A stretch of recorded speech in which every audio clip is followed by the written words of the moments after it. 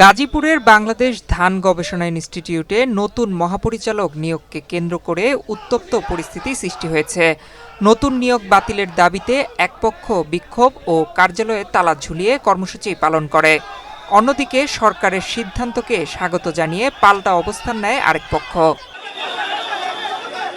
সোমবার সকাল থেকেই মহাপরিচালকের কার্যালয়ের সামনে মুখোমুখি অবস্থান নিয়ে স্লোগান দিতে থাকেন উভয় পক্ষ। দুপুরে নতুন ডিজি মোহাম্মদ আমিনুল ইসলাম যোগদান করতে গেলে দুই পক্ষের মধ্যে হট্টগোল সৃষ্টি হলে পুলিশ পরিস্থিতি নিয়ন্ত্রণে আনে।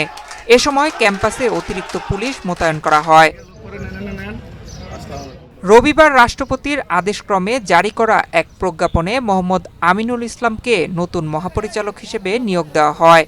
তবে নিয়োগের পরপরই একদল বিজ্ঞানী ও কর্মকর্তা তাকে ফ্যাসিবাদের দোসর ও দুর্নীতিবাজ আখ্যা দিয়ে নিয়োগ বাতিলের দাবি জানান। অন্যদিকে আরেকটি পক্ষ বলছে সঠিক নিয়ম মেনেই এই নিয়োগ দেওয়া হয়েছে।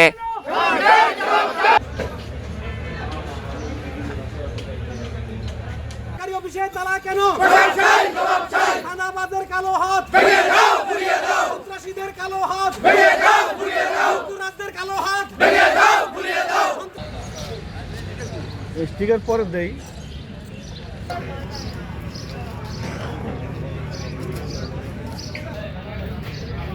বামে একটু যান, বামে একটু বামে। হ্যাঁ হ্যাঁ হ্যাঁ